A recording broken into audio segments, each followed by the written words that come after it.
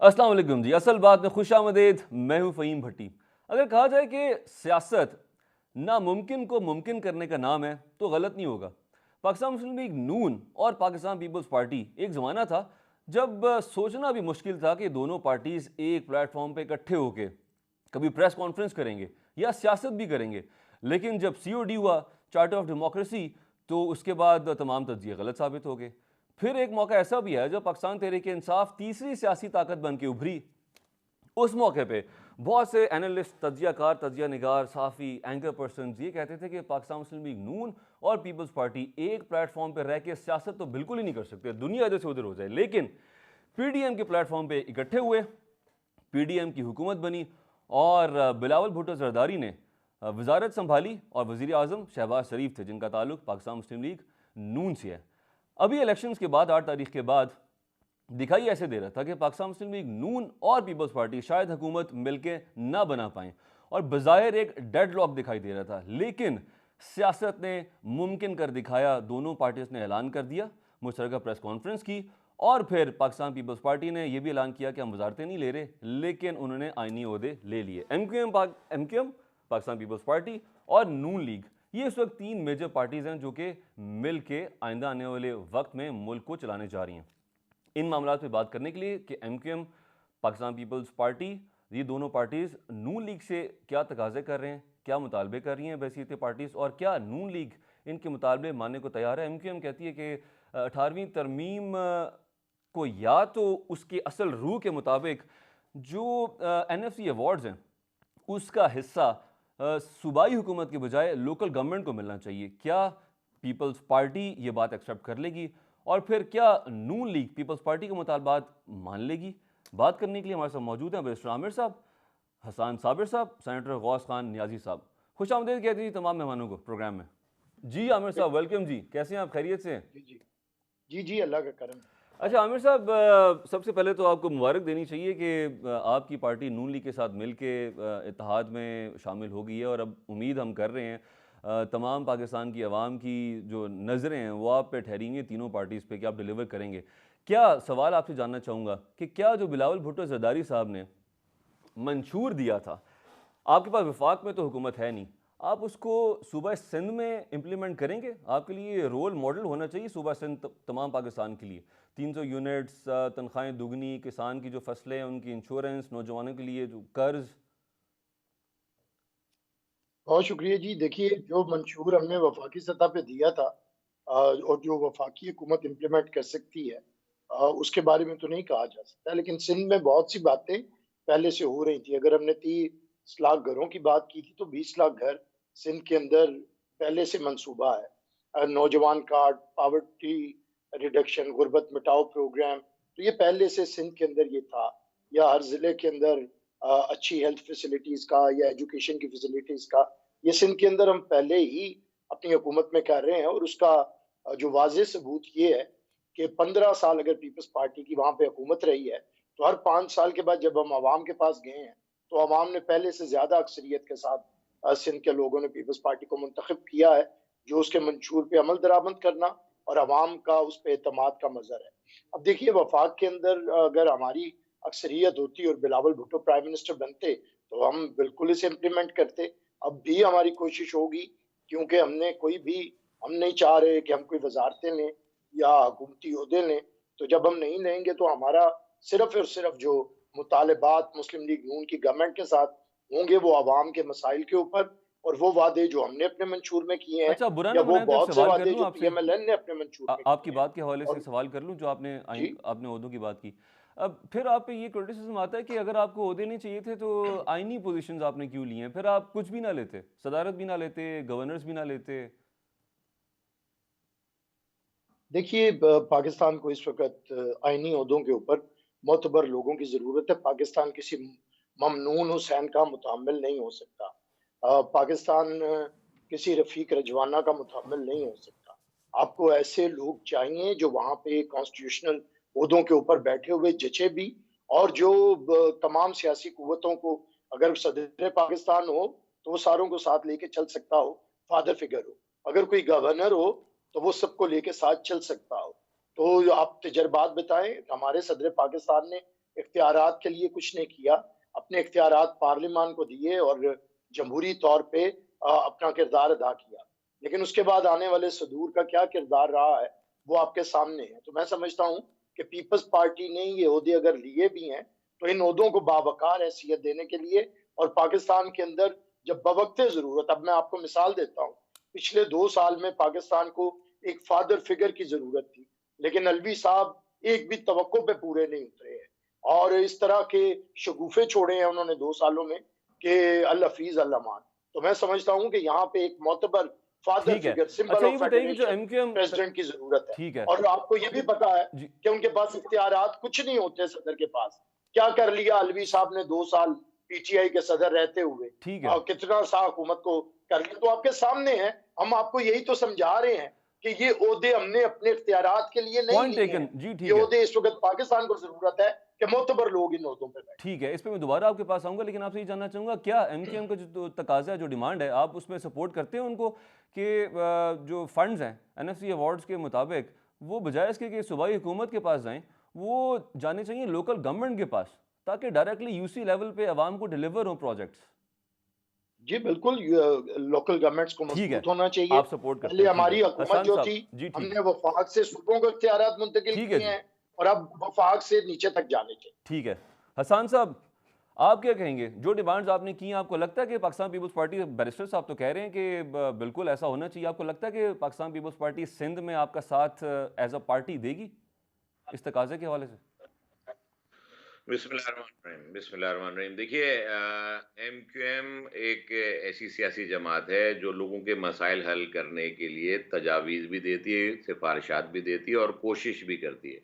यही एक कोशिशों का सिलसिला है कि हमने आईनी तरमीम जो जो आइन के अंदर जो 18वीं तरमीम के बाद जो मुश्किलात दरपेश हैं और इसमें कोई मुज़ायका नहीं। देखिए आइन इस मुल्क के बाशिंदों को एक तहफ़्फ़ुज़ फ़राहम करने के लिए बनाया गया है। वो प्रोटेक्शन है, वो हर हर फ़ील्ड के लिए प्रोटेक्शन है, एजुकेशन के लिए है, हेल्थ के लिए है, उसकी उसकी उसके आज़ादी इज़हार राय के लिए, हर चीज़ के लिए प्रोटेक्शन दी गई है, उसके बिज़नेस के लिए दी गई है। तो उस प्रोटेक्शन में अगर कहीं पर कोई प्रॉब्लम आज के ज़माने के हिसाब से आ जाती है, तो उसमें तरमीम करना कोई बुरी बात नहीं, कोई मसाइल उससे पैदा नहीं होते, बल्कि मसाइल का हल हो जाता है। ठीक है। 18वीं तरमीम 2010 में हुई थी, लोगों ने बड़ा क्वेश्चन किया इसके ऊपर कि शायद एमक्यूएम 18वीं तरमीम को रोल बैक कराना चाहती, नहीं ऐसा नहीं है। हम ये चाहते हैं कि 18वीं तरमीम में हमने भी साथ दिया था उस वक़्त हुकूमत का और उस वक़्त जो लेटर इन स्पिरिट थी, वही लेटर इन स्पिरिट आज भी चाहिए। आर्टिकल 140 ए एक बहुत ज़बरदस्त तरमीम हुई थी उस 18वीं तरमीम के ज़रिए, लेकिन उसको उसकी ट्रू लेटर इन स्पिरिट के साथ पाकिस्तान के किसी भी हिस्से में उसको नहीं राइज किया गया। ठीक है, हम ये पॉइंट टेकन। तरमीम लेकर आ रहे हैं, भाई आप उसको ग्रास रूट लेवल पर इस आर्टिकल के ज़रिए यूसी के चेयरमैन, ज़िले चेयरमैन के पास इख्तियारात दीजिए, लोगों के अवाम के मसाइल उनके डोर स्टेप पर हल हो जाएँगे।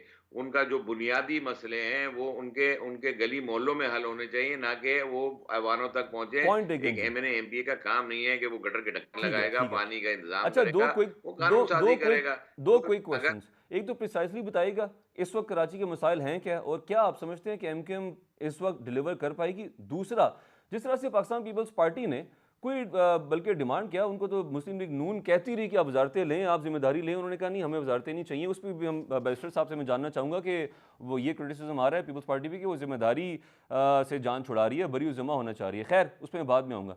तो आपने हमारी खबर के मुताबिक ऐसा सुनने में आ रहा है कि 3 वजारतें विफाक में आपको मिलने जा रही हैं एमक्यूएम के पास। तो क्या आपने मांगी हैं, आपको वजारतें दी जा रही हैं? वजारत कानून भी सुना नहीं आपके पास ऐसा आ नहीं रही है? है। ऐसा नहीं है क्योंकि वजारतें तो एमक्यूएम का कभी डिमांड कभी भी नहीं रही, कभी किसी भी हुकूमत में डिमांड नहीं रही और इस दफ़ा भी नहीं है। और इलेक्शन से पहले एमक्यूएम ये बात कर चुकी है कि हमें वजारतों से कोई गर्ज़ नहीं है। हमें लोगों के मसाइल को हल करने में ज़्यादा इंटरेस्ट है, ना कि वजारतों में इंटरेस्ट होगा। हाँ, लेकिन चूँकि इख्तियार चाहिए, हुकूमत की इजाज़त के बगैर, आइन में तरमीम किए बगैर, कानून साज़ी के बगैर लोगों के मसाइल अगर हल हो जाते तो सड़कों पर हल हो रहे होते, ऐसा नहीं होगा। इसलिए इक़्तिदार में आना हर पार्टी जो पॉलिटिकल पार्टी है उसका एक एक एक उसका उसकी डेस्टिनेशन है।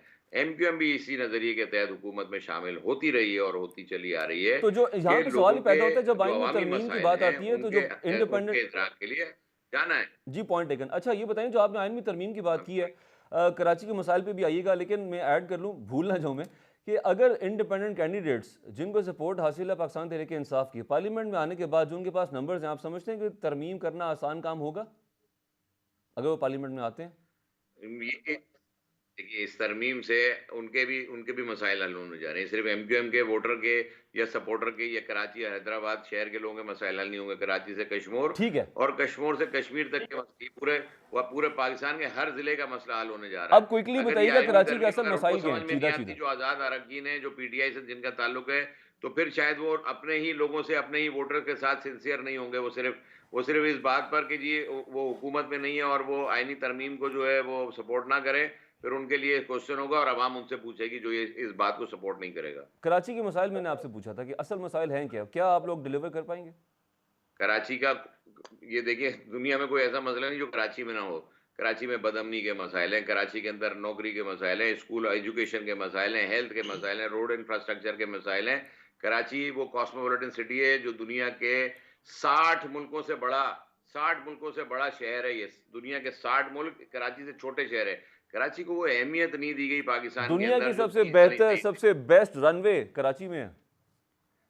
और इससे भी बेहतर था, इससे पहले, इससे भी बहुत बेहतर था जब कराची के अंदर ये तमाम दुनिया की एयरलाइंस इसी रनवे पर उतरा चूंकि करती थी, चूंकि इसी पूरा रनवे साल से वहां जो पे है वो मौसम की वजह से ब्रिकेटिंग कोई भी करती थी, डिले या प्रॉब्लम नहीं आता रिफ्यूलिंग फ्लाइट्स किया को। करती थी। ये आई एम सॉरी, मैं आपका सवाल नहीं सुना। वो उसकी वजह ये है कि कराची की रनवे जो है वहाँ पे मौसम की वजह से पूरा साल कोई भी एक ऐसा दिन नहीं आता जबकि वो फ्लाइट मौसम की वजह से डिस्टर्ब हो पाए, और फिर उसका बिल्कुल स्ट्रेच ऐसा। भी बहुत अच्छा है। लेकिन अच्छा बताइए कि जिम्मेदार कौन है फिर इन मसाइल का?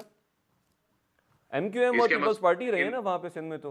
नहीं, देखिए, सिर्फ एमक्यूएम इन मसाइल की जिम्मेदार सिर्फ एमक्यूएम नहीं है। वो अच्छा। तमाम पॉलिटिकल पार्टीज हैं जिनका स्टेक था। अगर सब लोग क्लेम करते हैं, आज भी क्लेम कर रहे हैं कि कराची उनका शहर है, बिल्कुल तमाम लोगों का शहर है। कराची मल्टी एथनिक एक सिटी है। पाकिस्तान के हर कस्बे से, हर जिले से लोग यहाँ पर रहते हैं। ये दुनिया के उन मुल्कों में से है जहाँ पर तमाम तमाम शहर से लोग आकर अपना रोजगार कमाते हैं, अपनी एजुकेशन हासिल करते हैं। यहाँ सबका हक है कि सब, अगर यहाँ की डायमेंशंस चेंज हैं। ये इतना बड़ा शहर है कि इसके अंदर शायद 3 शहरों की आबादी इसके अंदर रहती है। एक यूसी के अंदर यहाँ जो आबादी है वो कराची के बहुत सारे शहरों से ज़्यादा, बहुत सारे ऐसे शहर हैं कराची के अंदर कि यहाँ हमारी यूसी कराची की उनसे ज़्यादा पॉपुलेशन में बढ़ी है, लेकिन वसाइल नहीं है। उनको वो इख्तियारात नहीं दिए गए। वहाँ का जो जो जो फाइनेंस है, उसके यूसी के पास 5 लाख रुपए पे एक यूसी के चेयरमैन को मिलते हैं महाना, कि वो 5 लाख रुपए में अपना जो है वो डेवलपमेंट वर्क करे। कैसे होगा? तनख्वाहें नहीं दे पाएंगे लोग। तो ये सारी चीजें रिलेट करती हैं। ठीक दुनिया है। में देखें, दुनिया के ममालिक का जो जो जो अगर मुवाजना करें तो उनकी मैं पहचान मैं उनके न्याजी शहरों से, साहब और की शहरों जानिब की जाता हूँ, पहचान उनके आपकी तरफ वापस बल्दियाती आता हूँ। नुमाइंदों से होती है। पॉइंट टेकन जी। न्याजी साहब, बलूचिस्तान में मुस्लिम लीग नून के वफ़द की और JUFA के वफ़द की मुलाकात हुई, और वहाँ पे अब्दुल गफूर हैदरी साहब को ये जवाब दिया गया कि आपने बहुत देर कर दी, यानी कि बहुत देर कर दी मेहरबान आते आते, क्योंकि हम ज़बान दे चुके हैं पाकिस्तान पीपल्स पार्टी को। तो आप क्या समझते हैं कि JUFA के साथ आपका इत्तेहाद अब नामुमकिन हो चुका है? इसकी वजह क्या है? फजलुर रहमान साहब का कोल्ड रिस्पॉन्स? नहीं, मेरे ख्याल में जैसे आपने पहले ही खुद फरमाया है कि जी सियासत में कोई चीज़ हर पे आखिर नहीं होती। तो कल के दोस्त आज के दुश्मन, कल के दुश्मन आज के दोस्त, तो ये चलता रहता है। मेरे ख्याल में कोर्ट रिस्पॉन्स साहब फिर उन्होंने रब्ता किया है तो ज़रूर कोई ना कोई रास्ता निकलेगा बलूचिस्तान में। और हमारी ख्वाहिश होगी कि हम JUI को साथ लेके चलें और कोई ना कोई इसका हल निकालेंगे। पर उनको, जैसे साग डाल साहब ने सो स्टेटमेंट दी थी कि हमने 3-4 दफे इनको बुलाई, ये नहीं है। वल्लाह आलम क्या इनके तफसात थे। हम तो शहबाज साहब ने भी रब्ता किया था, पीएन नवाज शरीफ साहब ने भी किया था कि वो नहीं है। लेकिन आज पहली दफा उन्होंने रब्ता किया बलूचिस्तान में। तो जाहिर है जो हाई कमान है उनसे रब्ता करके पीएन नवाज शरीफ साहब फैसला करेंगे। ठीक है। और मेरे ख्याल में वो साफ खाना रखते हैं और JUI के लिए। तो उसमें पहले जो हमारा इतिहाद चला है, जो PTM हुकूमत है, उसमें हमारा इत्तेहाद ही रही है। अभी कोई मसला नहीं होगा। अब वो किन शराइत में इत्तेहाद चाहते हैं जिसका मुझे इल्म नहीं है, और अभी तक वो मीडिया पे नहीं आई हैं। तो मेरे ख्याल में कोई हल इसका निकल आएगा। MQM के साथ आपका गिव एंड टेक कहाँ तक पहुंचा है? MQM का वो मुतालबात है मेन गवर्नर का था, वो तो गालबन मान लिया गया, और बाकी वजारतों का वो भी हो जाएगा। कोई ऐसी डिमांड नहीं है तो जिसको हल ना किया जा सके। तो ये 18वीं तमीम की बात हो रही थी, तो हम भी यही चाहते हैं कि जो NFC अवार्ड है, जो फंड आते हैं, तो जो है वो तो लोकल बॉडी तक पहुंचने चाहिए, क्योंकि वहीं से जब तक लोकल बॉडी तक नहीं पहुंचेगी आम बंदा उससे मुस्तफीद नहीं हो सकता। ठीक है। मसला ये है कि वो जो हमारे पार्लियामेंटेरियन सूबे जो MP साहबान होते हैं वो नीचे आने नहीं देते। वो जब बस वो कहते हैं कि कल का अगर ये बदलियाती इदारे ये सरबराह एम्पावर हो गए तो कल वो हमारे सामने आके वो कैंडिडेट बन जाएंगे MP के लिए। तो वो ये जो डेवलपमेंट फंड है वो कोशिश होती है कि उनके अपने हाथ में रहे। तो ये एक मेन रुकावट है, वरना 18वीं तमीम का मकसद ही ये था कि सूबों का एहसास महरूमी कम किया जाए, आम बंदे को रिलीफ दिया जाए, मरकज से जो फंड हैं जो तरक्याती काम है वो सूबों को मुंतकिल किए जाए। सूबों तक तो आ गया है, हर सूबा अपने हिस्से का आबादी के लिहाज से ले रहा है हिस्सा, लेकिन सूबों से फिर जो बल्दियात को वो मेरे ख्याल में किसी सूबे ने नहीं किए। ठीक है नजीर साहब, ये जो आपने MBS का जिक्र किया, आप समझते हैं कि अब हमारे जो सियासतदान हैं बेसिकली तो जब वो पार्लियामेंट में जाते हैं, चाहे सूबाई हो, चाहे वो पार्लियामेंट हो, चाहे वो अपर हाउस हो, तो असल मकसद तो ये वो लोग हैं जो कि जिन्होंने आइन साजी कानून साजी करनी होती है। ये तो इंटेलेक्चुअल्स होने चाहिए। तो बजाय इसके कि इंटेलेक्ट की तरफ जोर दिया जाता, तो हमारे जो MPAs हैं, इवन MNAs, वो भी गलियों के ऐलान कर रहे होते हैं, जलसों में जाके सड़कों के ऐलान कर रहे होते हैं, इस तरह के प्रोजेक्ट्स के ऐलान करते हैं। तो आप समझते हैं कि अब डाइवर्जन आनी चाहिए, शिफ्ट आना चाहिए सियासतदानों की अप्रोच में भी, तमाम पार्टीज अक्रॉस द बोर्ड सोच चेंज होनी चाहिए? देखो जी, पाकिस्तान आपको पता है गरीब मुल्क है, और अभी तो जो बेसिक मसाइल हैं नाली के, सड़कों के और पानी के, सीवेज के, ये तो मतलब खुद ब खुद आना चाहिए। ये लोकल बॉडीज को हल करने चाहिए, ये तो MP का काम ही नहीं है। लेकिन चूंकि वोट लेने होते हैं और फिर आबादी बेतहाशा बढ़ रही है, कोई प्लानिंग से कोई ना कोई कॉलोनी बनती है, ना कोई टाउन बनता है। ऐसे लोग जो जरी जमीनें वहाँ जो है वो घर बना लेते हैं, फिर वहाँ से किसी MP के पास जाते हैं कि हमारे पास ये तो 200 वोट है, आप हमें सड़क बना दें तो हम सारे आपको देंगे। फिर नेक्स्ट MP है तो उसके कहते हैं आप हम बिजली ला दें या कोई सीवेज बना दें तो हम इतना देंगे। तो इस हिसाब से सर्कल चल रहा है। तो ये सिस्टम थोड़ा ऐसे डिस्टर्ब है। जमहूरी सिस्टम इंशाल्लाह चलता रहा तो ये मसाइल, और अल्लाह ताला कहे कि पाकिस्तान एक तरक्की याफ्ता मुल्कों में है, पाकिस्तान डेवलपमेंट करे। अब तो हमारे पास वफाक के पास इतनी होती है कि बड़ी मुश्किल से हमारा ये डिफेंस बजट पूरा होता है, या हमारी जो लाइबिलिटीज हैं, जो मार्कअप होता है वो पूरा होता है। और सूबों में और मरकज के बाद तरक्याती फंड जो है उसके लिए कोई पैसा बचता ही नहीं है। तो ये अभी कुछ टाइम लगेगा इंशाल्लाह। उम्मीद है आप तमाम पार्टीज, ये पाकिस्तान की सियासी पार्टीज हैं, उनमें ये एक चीज डेवलप हुई है, उन्हें एहसास है कि हमें मिल के चलना चाहिए, बजाय कि लेग पर एक दूसरे की लेग खोलेंगे। इकट्ठे चलेंगे तो हमारे मसाइल भी हल होंगे। और अगले 2-3 साल में मैं उम्मीद करता हूँ कि अगर हुकूमत रवानी से चलती रही और तमाम इदारों की सपोर्ट रही तो इंशाल्लाह ये मसाइल जो हैं वो सारे हल होंगे। और ये जो छोटे इंशाल्लाह, ये जो आपने बात की है, ब्रेक का वक्त हुआ चाहता है, ब्रेक से वापस आएंगे तो अब इस वक्त अवाम की जो नज़रें हैं वो आपकी तरफ हैं, तीनों पार्टी से बहुत बड़ी जिम्मेदारी है। ब्रेक के बाद हम जानना चाहेंगे, कुछ हमें कुछ पॉजिटिविटी भी बताएं, कुछ अच्छी खबरें सुनाएं, और आपकी जो मीटिंग्स हो रही हैं आपको क्या लग रहा है कि आने वाली गवर्नमेंट किस हद तक डिलीवर कर पाएगी, क्योंकि कर्जे कहाँ तक पहुँच चुके हैं, इन्फ्लेशन कहाँ चली गई है, पेट्रोल पे लेवी कहाँ जा चुका है, गैस बिजली के बिल देना महाल हो चुके हैं, लोग अपने बच्चों को प्राइवेट स्कूल से उठा के वापस सरकारी स्कूलों में दाखिल करा रहे हैं क्योंकि प्राइवेट स्कूल की फ़ीस अदा नहीं कर सकते। वो कहते हैं या हम बिल दें या बच्चे की फ़ीस दें। इन तमाम मामलों पर भी बात करेंगे इस ब्रेक के बाद। नाज़रीन हमारे साथ रहिएगा।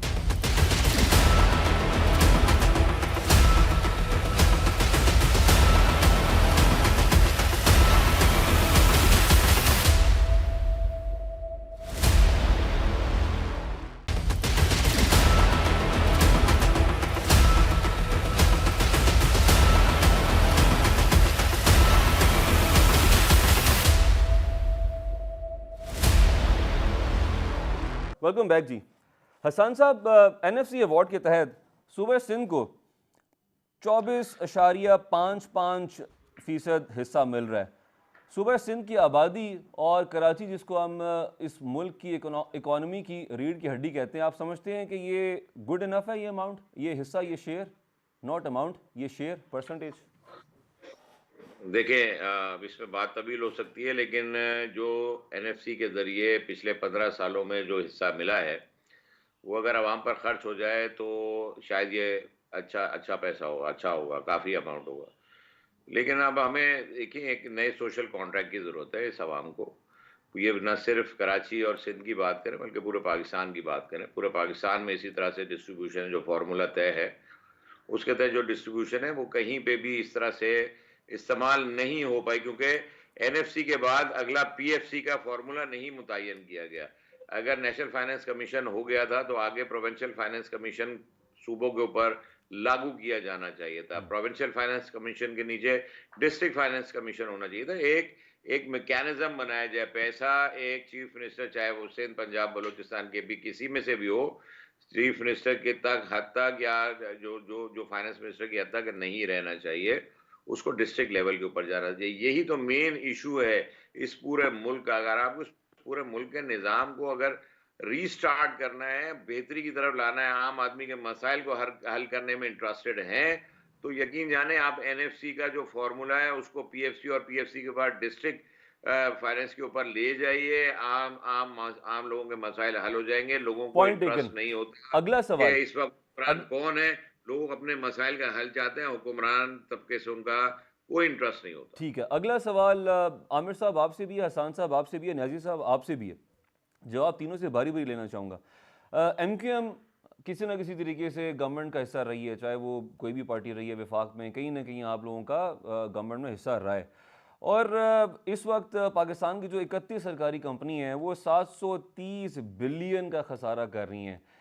इन इन कम NHA, रेलवे, आप नाम ले लें, वो अंग्रेजी में कहते हैं you name it, steel mills, किस किस इदारे का नाम लें, कौन जिम्मेदार है? अवाम ने तो वोट दी थी पार्टीज़ को, आप लोग आए, आप लोगों ने इन इन कंपनीज को, इन इदारों को खसारे में क्यों डाल दिया, और इनका मुस्तकबिल अब क्या है? न्याजी साहब पहले आप बताइए। जी जी, उसमें ये मिसमैनेजमेंट है। ये तो जाहिर है, बिल्कुल। रेलवे जो है हमारा, आप देखो ना, रेलवे में की बात करता हूँ। रेलवे किसी एक दौर था कि रेलवे तरह जो था वो तरक्की कर रहा था, और रेलवे हमेशा सरप्लस उसका बजट होता था। फिर साद रफीक साहब ने 2013 से 18 तक आकर उसमें उसको मतलब जितने खसारा था वो बहुत हाफ से भी कम हो गया था। और रेलवे को मतलब एक तरक्की याफ्ता मतलब डेवलपमेंट पे चल सारे मतलब बेनिफिट आना शुरू हो गया था। मुनाफा पक्ष ज़्यादा बन रहा था। लेकिन यूं ही फिर वो हुकूमत हमारी खत्म हुई और शेख रशीद साहब ने उसमें जो नहीं अच्छा सर, हो रहा किया। था, हुआ तो नहीं ना सर। नहीं सर, हुआ। उसमें 60-70% बेहतर हो गया था सर। 5 साल हमें मिले थे, बल्कि 3 साल मिले थे, 3.5 साल सर से इस हुकूमत टाइम जो बदली। मैंने फिगर जो अमाउंट बोली है 730 बिलियन का खसारा इन 31 जी कंपनीज का, तो ये जी। इसमें मैं सिर्फ आपकी पार्टी को नहीं कह रहा, मैंने इसीलिए आप तीनों मेहमानों से सवाल किया, इसमें पीपल्स पार्टी भी शामिल है, नून लीग भी शामिल है। जब भी कोई नहीं उसमें हुकूमत आई, जिस पार्टी की, उस महकमे में भर्तियां धड़ाधड़ हुई, तो नहीं, जाती नहीं हमने हुई इदारों हमने के साथ। ये क्या अब इस हुकूमत में 25 आप लोग बैठ के क्या इनको को ठीक करेंगे, सीधा कर पाएंगे, या प्राइवेटाइज हो जाएंगी? नहीं, बिल्कुल आपने ये ओवरथी की तरफ निशान दी कि बिल्कुल ठीक थी। लेकिन हमारी जो जब भी गवर्नमेंट आई है, हमने तो एक दौर था जब नवाज शरीफ साहब का दूर दौर था, हमने तो बैंक्स को और सबको प्राइवेटाइज किया था और मुलाजमीन को गोल्डन शेक हैंड दिया था। यही हमारी पॉलिसी रही है उस पर रेलवे में। और फिर अब स्टील मिल, जाहिर है वो स्टील मिल में और पीआईए का जो अशर है, और इतनी सरप्लस भर्तियाँ हैं, तनासिब के लिहाज से इतने हमारे जहाज हैं, उस तरह से हमारे पायलट डबल ट्रिपल हैं। मतलब मैंने सुना है कि हमारे पास कुछ 30 के करीब जहाज हैं और 800 के करीब पायलट हैं। आप अंदाजा करें कि ये हमारे मुल्क तो का सेनेटर हाल है। और साहब, जिस सेनेटर साहब आप दिल खुला करके, बड़ा करके एक्सेप्ट करते हैं कि जाहिर बात है ये सियासी पार्टीज़ की और हुकूमतों की जिम्मेदारी थी और उनकी वजह से आज ये हाल हुआ इन इदारों को, हाँ या ना में? जी बिल्कुल, उसमें जी अदारे ठीक है, पॉइंट टेकन। हसान साहब आप बताइएगा। देखें, अहम बात है, लेकिन मुल्क को चलाने के लिए इदारों को मजबूत होना ज़रूरी है। मुल्क की इकॉनमी बेहतर होगी, मुल्क की एक्सपोर्ट बढ़ेगी, लोगों को अल्टरनेट उनकी रोज़गार अगर बनेगा तो डेफिनेटली इदारे मजबूत होते चले जाएंगे। जिन 31 कंपनीज के बारे में और स्पेशली आपने बीआई और रेलवे के बारे में पूछा है, इनकी हालत अबतर है, बिल्कुल है, लेकिन क्या प्राइवेटाइज़ कर देने से इनके मसाइल हल हो जाएँगे? नहीं। आम आदमी का मसला दुनिया भर के अंदर अगर रेलवे के सिस्टम को अगर आप उठा के देखें, सब्सिडाइज़ रेट दुनिया भर में होता है। ये इट्स नॉट नेसेसरी कि गवर्नमेंट जिन ट्रांसपोर्ट्स को या रेलवेज़ को ऑपरेट कर रही है, वो फ़ायदे में जाना ज़रूरी नहीं है, उनको हम्म। लॉस में चलाया जाता है, ताकि लोगों को एक बेहतर ट्रांसपोर्ट मिल सके कि वो अपनी जॉब अपने अपने डेस्टिनेशन पे पहुँच सकें। रेलवे को दुनिया में कार्गो के लिए जो उनकी एक सर्विस होती है, उससे उससे इनकम जनरेट होती है। ये जो पैसेंजर ट्रेन्स हैं, इनसे दुनिया भर के अंदर भी कहीं पे भी इनकम जनरेट नहीं होती, वो लॉस में ही चलती हैं। लेकिन पाकिस्तान के अंदर डेफ़िनेटली बहुत सारी चीज़ें मिसमैनेजमेंट का शिकार हो गई और बहुत सारी हुकूमतों ने कॉम्प्रोमाइज़ेज़ किए। जैसे अभी मेरे भाई ने कहा कि भई हमें नौकरियाँ देनी होती, लोगों के पेट भरने होते हैं। इन चीज़ों को अभी छोड़ना चाहिए, नई इंडस्ट्रीज़ तो फिर लगानी सवाल ये चाहिए, पैदा नई होता है कि इंडस्ट्रीज़ की क्या, अगर बातें सिर्फ मैं बनाई एमक्यूएम पूरी पार्टी की भी बात नहीं करता, मैं हसान साहब की बात करता हूँ, तो क्या जब हसान साहब ये देखेंगे कि इस मखलूत हुकूमत में वो चाहे वो नून लीग है चाहे वो पीपल्स पार्टी है, कोई ऐसा फैसला कर रही है जो कि अवाम या उन इदारों के हक में नहीं है, जिसका नुकसान हो रहा है अवाम को या उन इदारों को, तो क्या आप बोलेंगे, आवाज़ उठाएंगे, या फिर इस चक्कर में कि नहीं हमारा तो अलाइंस है, हमने अपनी वजारतें बचानी है तो बस ठीक है, नहीं, दबे अल्फाज में बात कर दें? नहीं, नहीं। नहीं देखिए, मैंने तो आपको शुरू में ये बताया कि एमक्यूएम वज़ारतों के लिए तो ना कभी किसी हुकूमत में शामिल हुई है, ना इस दफ़ा शामिल होने जा रही है। हक़ और सच की बात करने के लिए हमेशा ऐवान में मौजूद रहती है और अवामी मसाइल के ऊपर बात करती है। ये सही हक़ की तर्जुमानी करती है एमक्यूएम, क्योंकि ठीक है। एक मिडल क्लास जमात है, मिडल क्लास लोगों पर मुश्तमिल है। हमारे पास आपको आपको आप जानते हैं सारा सिलसिले को कि हमारे पास तो कोई सरमाएदार, कोई जागीरदार इस तरह का मौजूद नहीं है कि जिसकी जागीरों और सरमाए को बचाने के लिए हम ऐवानों में कॉम्प्रोमाइज़ करें। हम हमेशा आवाज़ बुलंद करते हैं, आवाज़ आज भी लगाते रहेंगे और कोई और कॉम्प्रोमाइज़ ये जो मुल्क आपने के ऊपर तो कोई जागीरदाराना समझौता निज़ाम और की बात कॉम्प्रोमाइज़ किया, नहीं हो हमारी सकता। वफाकी जो वजारत है फाइनेंस की, उसने आज पिन पॉइंट किए हैं 8 ऐसे शोबे हैं, जिनमें से एक शोबा जिसमें वो सोशल मामलात आते हैं, उसमें ये भी एक बहुत बड़ा मसला है हमारे मुल्क की इकॉनमी को दरपेश, जिसमें ये फ्यूडलिज्म आता है। अच्छा नियाज़ी साहब, वापस आऊँगा आपकी जानिब। अब सवाल होता जी था, जो मैंने इदारों की बात की ना, सवाल ये होता था कि ठीक है शायद खकान अब्बासी साहब कम वक्त के लिए आए थे, लेकिन लोग ये सवाल करते थे, आम आवाम सवाल करती थी कि उनकी अपनी एयरलाइन है, वो तो प्रॉफिट में जा रही है, तो उनके होते जब वज़ीर आज़म पाकिस्तान है तो पीआईए ने क्यों नहीं तरक्की की? फिर सवाल अवाम ये भी करती है कि जब मियाँ साहब का बिजनेस ही स्टील मिल्स का है, स्टील का उनका काम है, लोहे का उनका काम है, तो फिर वो पाकिस्तान स्टील मिल्स को क्यों नहीं तरक्की दिलवा सके? या तो ना उनका बिजनेस लॉस में जा रहा हो, समझ आती है, ठीक है उनको बिजनेस नहीं करना आता। जी, एक तो मैं बताऊं कि मियां नवाज शरीफ का सागर स्टील का काम था, इत्तेफाक मंडी वगैरह, वो तो खत्म हो गए हैं। वो उन्होंने खत्म कर दिया। ये एक प्रोपेगेंडा होता है कि जो कि उनकी अपनी स्टील मिल है, इसलिए पाकिस्तान स्टील में नहीं चलती।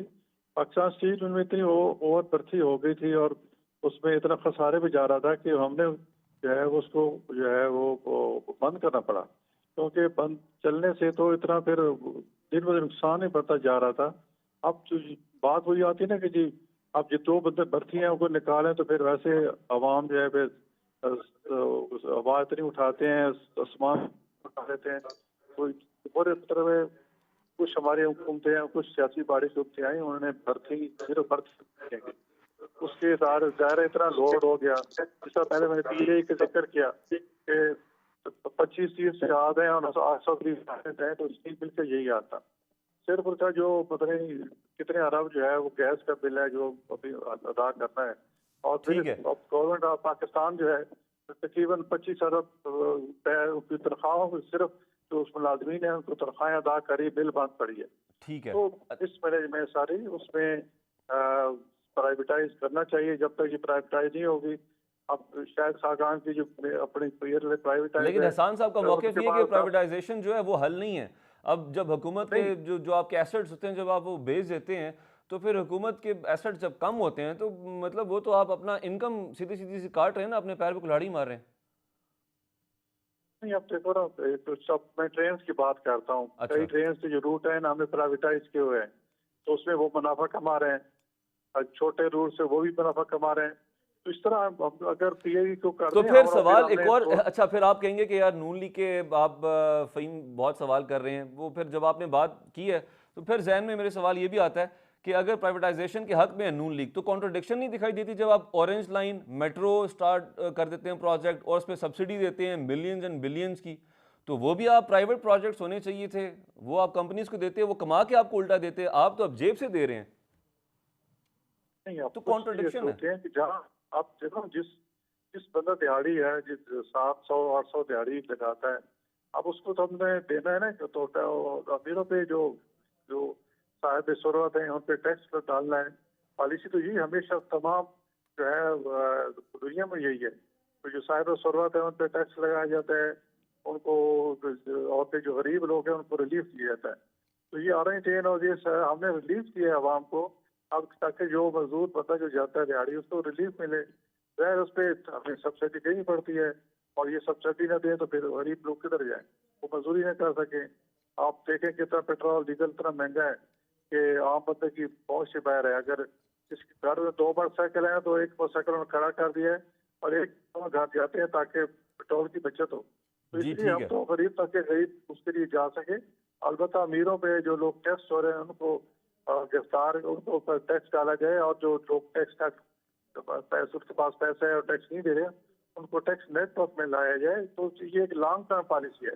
टैक्स नेट में हमारे तो जो हुकूमत शबर होती जैदी है तो साहब ने बताया था ना, उन्होंने कहा था कि उस टाइम पाकिस्तान तहरीक इंसाफ की हुकूमत थी, उन्होंने कहा था कि पाकिस्तान तहरीक इंसाफ के वजीर वज़रा, पाकिस्तान पीपल्स पार्टी, पाकिस्तान मुस्लिम लीग नून, तमाम पार्टीज़ के बड़े तगड़े तगड़े अफराद मेरे पास आए थे। उन्होंने कहा था कि जो तुम करने जा रहे हो ये मत करो, मुझे रोक दिया गया था। तो ये तमाम अफराद आपकी पार्टीज़ में से ही है ना, इस सियासी निज़ाम का हिस्सा हाँ, हैं जो कि नहीं होने देते। ये सियासी निज़ाम की कमजोरी है ना। इस सियासी निज़ाम को चलने दिया जाए, या जमहूरियत को चलने दिया जाए। अब मैं हमारे पड़ोस में इंडिया मुल्क है, वहाँ ये चौथी गवर्नमेंट के 10 साल बीजेपी पूरी करती है, 10 साल कांग्रेस आती है। आखिर 10 साल एक मुनासिब अरसा है। इस दौरान किसी भी पार्टी को जिसकी उसकी टीम को डिलीवर करने का मौका मिल जाता है और रिजल्ट दिखाने का मौका मिलता है।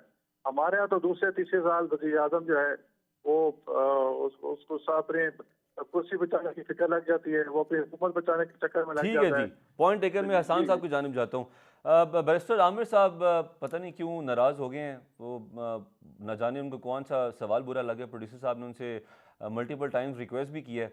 तो प्रोग्राम के आगाज़ में मैंने आज ओपनिंग में बोला था कि सियासत में अगर कहें ना कि नामुमकिनात को मुमकिनात में अगर शिफ्ट करना है, ट्रांसफ़र करना है, तो तब्दील करना है, तो उसका नाम सियासत है। लेकिन अगर हम बैठ के एक डिस्कशन भी नहीं कर सकते और किसी बात पे अफेंड हो जाते हैं, अपनी मर्ज़ी का सवाल ना हो, तो ये भी बड़ी अजीब सी बात है। हसान साहब, ये पाकिस्तान पीपल्स पार्टी के साथ आपने उस सूबे में गुजारा करना है, उस हुकूमत में, और अपेरेंटली पीपल्स पार्टी के पास सीटें ज़्यादा हैं, उनका पलड़ा भारी है नून लीग अलायंस में, और जो पार्टनरशिप में जिसका पलड़ा भारी होता है उसकी सुनी भी ज़्यादा जाती है।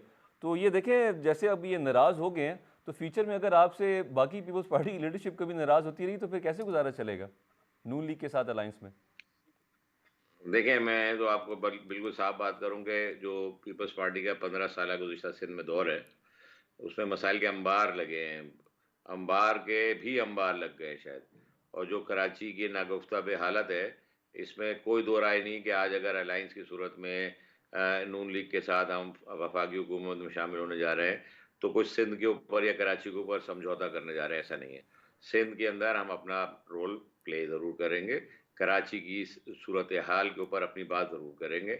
हमारी कोशिश होगी कि एक बेहतर अंदाज में ऐवान के अंदर इस बात को मनवाया जाए, और पीपल्स पार्टी रिसीविंग एंड पर होनी चाहिए। अगर उसको उसको ये इख्तियार मिल गया है दोबारा कि वो आइंदा 5 साल मजीद जो है वो इस सूबे पर अपनी हुकूमत कायम कर सके, तो उसको भी ख्याल करना पड़ेगा कि ये सूबा जिसको वो अपना अपना घर क्लेम करते हैं, इस सूबे में रहने वाले लोगों को भी अपने घर वालों की तरह क्लेम करें। उनके माशी हालात को बेहतर बनाने की, उनकी सेहत के मामलात को बेहतर बनाने के लिए आज से जद्दोजहद शुरू करें।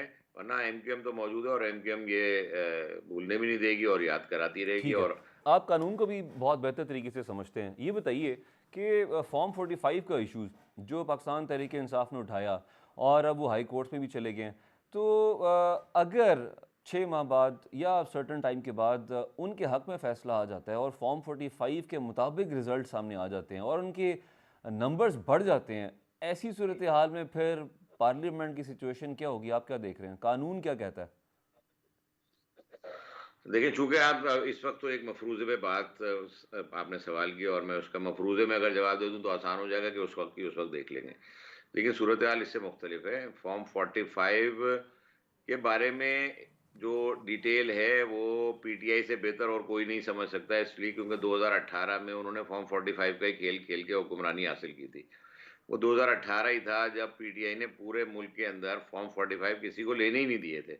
और ये बशमूल कराची कराची का तो रिजल्ट ही 3 दिन बाद आया था भाई। 2018 में किसी पाक कराची के किसी पोलिंग एजेंट को फॉर्म 45 मिला ही नहीं था। ठीक है। और सबको तमाम पोलिंग एजेंट्स को पोलिंग स्टेशन के बाहर कर दिया गया था। तो चूंकि ये सूरत हाल पीटीआई को तो फिर भी फॉर्म 45 मिल गए। उनको उन्होंने चाहे वो खुद तैयार किए हों, घर में बैठ के लिखे हों, जो भी किया हो, जो जैसे क्योंकि वो कल इलेक्शन कमीशन के अंदर उनके वकला जो है, क्योंकि मैं खुद वहाँ रिप्रेजेंट कर रहा था फरूक नसीम साहब के साथ कराची के तमाम एमक्यूएम के जो केसेस थे उस तरफ से, तो वो वहाँ जो आरओज ने अपने जो रिपोर्ट्स जमा कराई हैं उसमें तो लिखा हुआ है कि इनके पास जो फॉर्म 45 पीटीआई या जितनी भी जमातें वहां पर ये लेके गई हैं फॉर्म 45 वो मैनिपुलेटेड है। पॉइंट तो ये टेकन। बात तो बिल्कुल अच्छा, आप पीपल्स इसको पार्टी का इसको इससे मौक़िफ़ है पूछिए कि कि मजबूरी तौर मैनिपुलेटेड पे फॉर्म ये धांधली कहाँ हुई से है। लेके आए। जी जी, ठीक है। पीपल्स पार्टी कहती है कि धांधली हुई है, नून लीग भी कहती है कि धांधली हुई है, पाकिस्तान तहरीक इंसाफ भी कहती है। एमक्यूएम भी का मेरे कहती ख्याल से ऐसा कोई बयान नहीं आया। इसका मतलब है कि एमक्यूएम सेटिस्फाइड है, नहीं मुतमईन है इलेक्शंस के नहीं प्रोसेस नहीं से। नहीं, ऐसा नहीं है कि एमक्यूएम ने बात नहीं की, एमक्यूएम ने भी की है। एमक्यूएम की अच्छा। भी कुछ सीटें जो हैं वो वहां पर बहुत ज्यादा एक्सट्रीम धांधली हुई है। एमक्यूएम विजिलेंट रही है इस इलेक्शन में। 2018 में मैंडेट छीना गया था। पीटीआई तो ऐसे बात कर रही है कि जैसे अजल से जो है वो कराची के अंदर पीटीआई के सपोर्टर थे और वोट देते रहे इनको। भाई 2018 से पहले इस पूरे शहर के अंदर एमक्यूएम को ही वोट मिलता रहा, एमक्यूएम ही सीटें जीतती रही है। तो 2018 में ऐसा क्या अचानक हो गया था कि 2018 के इलेक्शन में एमक्यूएम बाहर हो गई और पीटीआई शहर के अंदर हुक्मरानी करने खड़ी हो गई। 14 सीटें जो है इनको इनको दी गई थी उस वक्त नेशनल असेंबली की, 22 सीटें दी गई थी प्रोविंशियल असेंबली की। ठीक है। उस वक्त तो फॉर्म 45 इनको याद नहीं आ रहा था। आज आकर एमक्यूएम ने अपना खोया हुआ ठीक है मैंडेट जी। अपनी पूरी जद्दोजहद, पूरी जाफिशानी लोगों के साथ मिलकर उस मैंडेट का तहफ़्फ़ुज़ किया है। सबको कराची के अंदर ही मसला आ रहा है। देखें ये पीटीआई ने अगर केपी के अंदर डाउट क्रिएट किया हो तो मुझे बताएं। पंजाब के मुख्तलिफ शहरों में इलेक्शन ये जीत के आए, इतने 90 से ज्यादा इनके आजाद हैसियत में कैंडिडेट जीत गए, तो वो भी क्या ठीक रिग्ड है जी। इलेक्शन में जीते। ठीक है कराची जी, के बहुत ऊपर उन्होंने शुक्रिया। अपना अपना कोई क्लेम बना लिया कि कराची के इलेक्शन उन्होंने कहा एमक्यूएम को कैसे जीत मिल गई। एमक्यूएम ने मेहनत की है, 5 साल सीखा है कि 5 साल में किस तरह से लोगों के दरमियान रहा जाता है, इख्तियार हो ना हो, इख्तियार में हो ना हो। पीटीआई इलेक्शन जीत के लोगों के दिल नहीं जीत पाई। कराची के अंदर कोई एमएनए एमपीए को जो 18 में जितवाए गए थे उनके नाम तक आज नहीं जानता और जानना भी नहीं चाहता, लेकिन इसलिए क्योंकि शहर के आप अंदर उनके साथ 40 साल हुकूमत से का हिस्सा हुकूमत भी तो रहे एमक्यूएम हैं कर ना रही है। हसन साहब। आप उनके जी साथ हिस्सा भी तो रहे हैं हुकूमत का। बिल्कुल रहे हैं, बिल्कुल रहे हैं, लेकिन तो हमने ये कोशिश की कि अगर अगर क्यों रहे देखिए फिर आप एमक्यूएम उनके साथ? हम एमक्यूएम देखिए एमक्यूएम का मैं आपसे गुजारिश करूं, एमक्यूएम एक नुमाइंदा जमात जिसको ये कहा जाता है कि वो कराची हैदराबाद की नुमाइंदा जमात है। तो क्या करें, कराची हैदराबाद की नुमाइंदगी छोड़ दें ठीक है, जब बहुत तक शुक्रिया। इख्तियार में नहीं हुई, बहुत और शुक्रिया। एमक्यूएम के बगैर हुकूमत बन नहीं सकती थी बहुत कोई। शुक्रिया। ठीक है। हसन साबिर साहब, सेनेटर गौस खान नियाज़ी साहब, आपका शुक्रिया। उम्मीद करते हैं कि आप लोग डिलीवर कर पाएंगे। और बैरिस्टर आमिर हसन साहब पीपल्स पार्टी से, आपको भी बहुत शुक्रिया। आप तशरीफ़ लेके आए लेकिन नाराज़ होकर चले गए। नाज़रीन, यहाँ पे वक्त हुआ चाहता है ब्रेक का। ब्रेक से वापस आएंगे तो डॉक्टर इकरामुल हक साहब से बात करेंगे, माहिर माशियात हैं। उनसे हम सवालात करेंगे उस रिपोर्ट के हवाले से। वो जो 8 खदशात का इजहार किया है वफाकी वज़ारत ख़जाना ने, वो 8 खदशात और ख़तरात क्या हैं हमारे मुल्क की इकॉनमी के लिए और उनका हल क्या है, इस ब्रेक के बाद।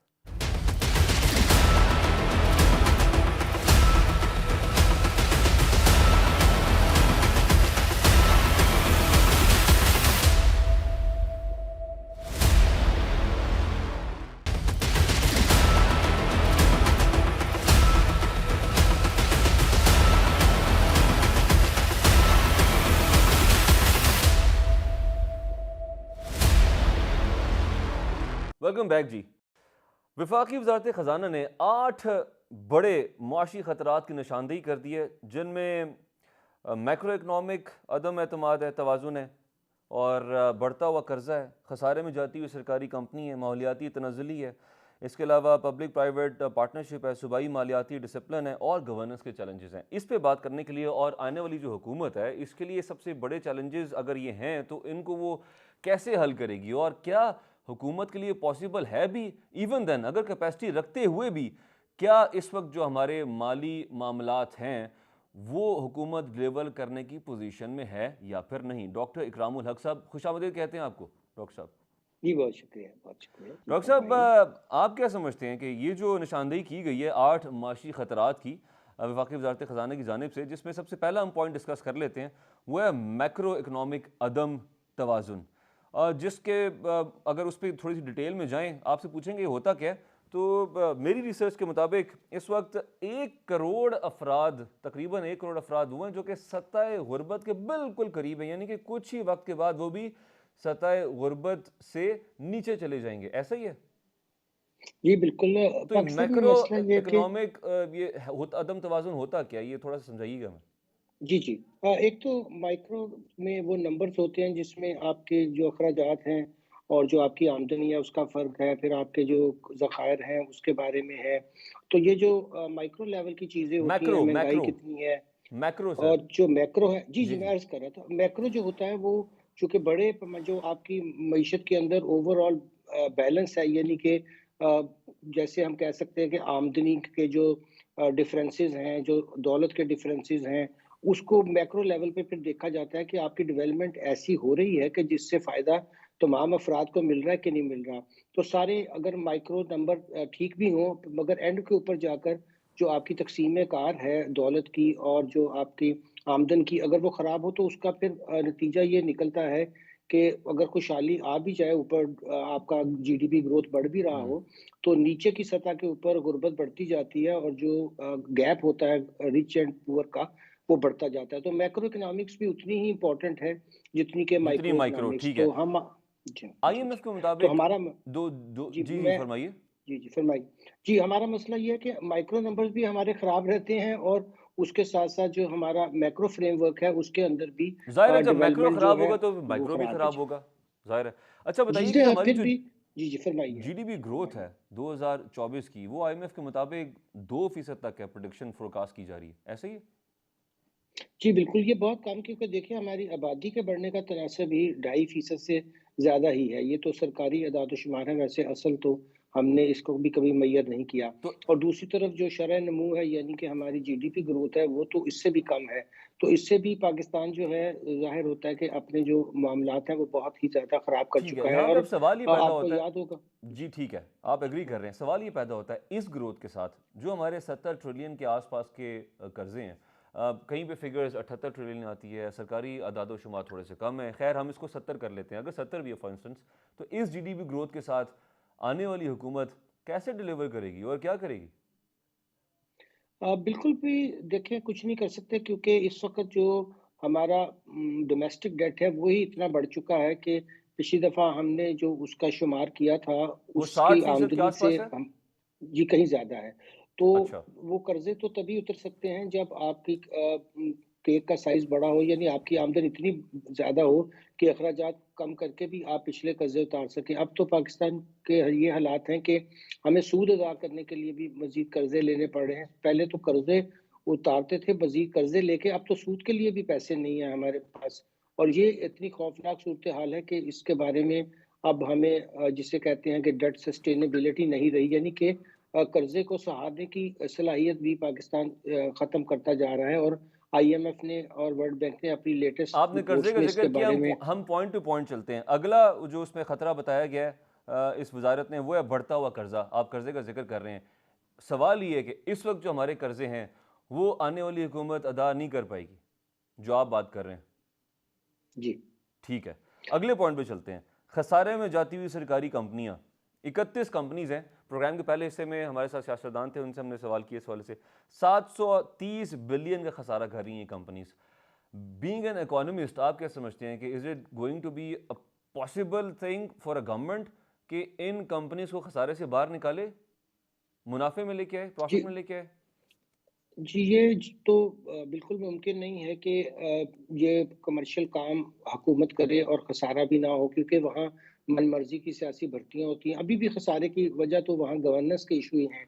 अगर ये कॉर्पोरेशन मिसाल के तौर पे चीन के पास हों, क्योंकि उनके यहाँ तो बहुत गवर्नमेंट ओन्ड कॉर्पोरेशंस भी हैं, तो वो तो बहुत मुनाफ़ा दिखाती हैं। तो हमारे यहाँ मसला तो गवर्नेंस का, अगर ये अदारे हम रखते हैं, तो फिर तो किसी शक्ल भी हम ये खसारा कम नहीं कर सकेंगे। इन अदारों को हमें बेचना ही पड़ेगा अल्टीमेटली, चाहे वो इतनी कम कीमत हो कि अब तो ये कहा जाता है कि अगर इनको हम बेच दें तो कम से कम हमारा खसारा तो खत्म हो जाएगा, मुनाफा कमाना और ये इनको बेचकर बहुत दूर और की आप ये बात हल है। भी समझ रहे हैं कि इनको प्राइवेटाइज करना ही पड़ेगा और कोई सोल्यूशन ही नहीं है, जी, ये बिल्कुल। करना पड़ेगा। नहीं, कोई पॉइंट जी, हर टेकन। हालत में। हाँ। अगले पॉइंट पे चलते हैं, माहौलियाती तनज़्ज़ुली। हमारे यहाँ फ़िज़ाई आलूदगी है, आलूदा पानी है, इसके अलावा ग्लोबल वार्मिंग भी है, उसके भी असरात हैं। तो ये थोड़ा समझाइएगा कि जो ये वाला मामला है, ये वाला पॉइंट है, ये किस तरह से हमारी इकॉनमी पे असर-अंदाज़ होता है? जी, बहुत बुरी तरीके से देखिए हमारे फसलों की ग्रोथ ठीक नहीं होती है। फिर जो ज़ाहिर है कि सेहत का भी इससे बड़ा अमल दखल है। जो आप जिस आलूदगी का आपने ज़िक्र किया उससे लोगों की सेहत के ऊपर जो दबाव आ रहा है, जो उनकी सेहत ख़राब हो रही है, उसको भी तो फंड करना पड़ता है ना, चाहे वो आप कहीं से भी करें, उतनी आमदन तो उन लोगों के पास भी नहीं है और उसके हुँ। लिए नए अस्पताल बनाना, नए-नए जो है वो भी यहाँ बहुत बड़ा कारोबार बन चुका है। तो फिर हमें माहौलियात के इस असरात से बचने के लिए बड़ी इन्वेस्टमेंट चाहिए, जिसके लिए ज़ाहिर है कि हमारे पास पैसे नहीं हैं।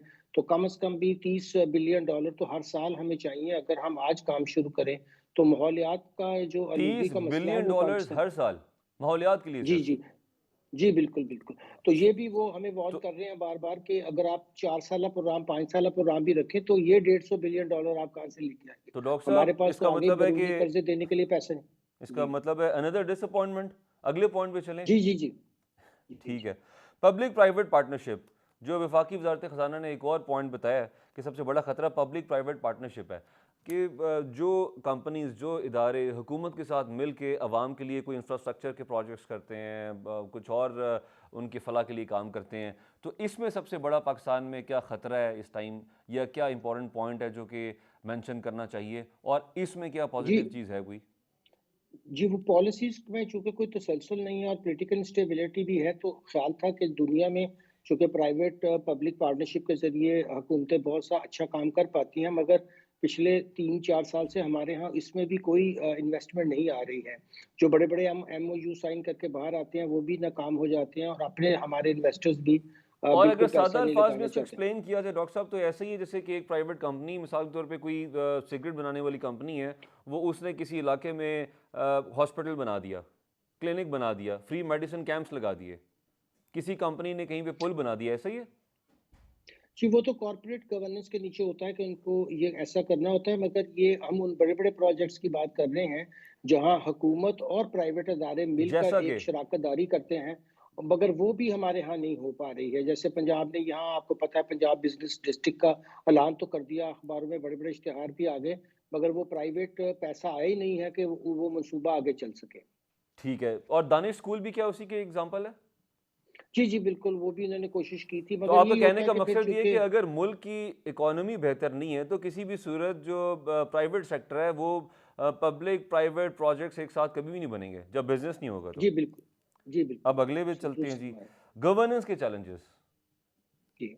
ये कैसे अफेक्ट जी, करेगा पाकिस्तान की इकोनॉमी को? गवर्नेंस में हम देख रहे हैं कि over the period of time जो हमारे ब्यूरोक्रेसी है वो तो डिलीवर नहीं कर पा रही है और उसकी वजह से फिर उनकी कॉस्ट तो बढ़ती जा रही है। इसमें सबसे बड़ा एलिमेंट उनकी पेंशन्स का है। अब पेंशन के फंड जो है वो फंडेड नहीं है। हुकूमत को हर साल उनको पेंशन अदा करने के लिए भी भारी जो रकूम जो है वो कर्ज़ों के तौर पर पॉइंट लेनी टेकन। पड़ एक रही है। पॉइंट रह गया, सूबाई मालियाती जी। डिसिप्लिन, एनएफसी अवार्ड 18वीं सु तरमीम। जी, सूबों को हमने 57.5% हिस्सा तो दे दिया है एनएफसी अवार्ड से, मगर वो खुद तो कोई रेवेन्यू जनरेट नहीं कर रहे हैं। अब उनमें एक लेज़ीनेस आ गई है कि हमें कुछ टैक्स लगाकर या अपनी आमदन जो और ज़राए से नहीं बढ़ानी चाहिए। जब हमें वफ़ाक से इतना पैसा मिल जाता है, तो अब सूबे जो हैं उनमें कोई फ़िस्कल डिसिप्लिन नहीं रहा, वो ठीक है, वफ़ाक से भारी वक्त रकूम कम रह लेते गया हैं डॉक्टर साहब, वक्त और कम उसको रह खर्च गया। करते रहते हैं। ठीक है, ये जो 8 बड़े खतरात जो इस आने वाली हुकूमत को दरपेश है, वफाकी वजारत ख़जाना ने जो मेंशन किए हैं, पिन पॉइंट किए हैं, आपसे मैंने number by number, one by one करके सारे पूछे हैं। आपने किसी एक पॉइंट पे भी, एक खतरे के बारे में भी पॉजिटिव खबर नहीं दी कि ऐसा पॉसिबल है कि इसमें बेहतरी आएगी। इसका मतलब है कि क्या आने वाला वक्त, आने वाली हुकूमत के लिए बहुत मुश्किल वक्त होगा और अवाम भी कोई ख़ास उम्मीद लगा के ना बैठे, चाहे कोई भी पार्टी जी, आती है बिल्कुल, हुकूमत में? आइए मैं जी, बिल्कुल सही है। अभी देखिएगा और बिजली के बिलों में, गैस के बिलों में और पेट्रोलियम प्राइसेज़ में इज़ाफ़ा होगा क्योंकि अगला मज़ीद? प्रोग्राम ये जो मार्च में ख़त्म होगा, उसके बाद तो और भी सख्त प्रोग्राम आईएमएफ का आने वाला है। तो कोई भी हुकूमत चाहे जितने भी वादे करे, वो कुछ भी नहीं कर पाएगी। आने वाले मेरे ख्याल में अगले 5-4 साल तो हमें बिल्कुल भूल जाना चाहिए। ठीक है जी, बहुत शुक्रिया डॉक्टर इकरामुल हक साहब। ये था हमारा नाज़रीन आज का प्रोग्राम। अगले हफ्ते आपसे मुलाकात होगी। अपना ख्याल रखिएगा।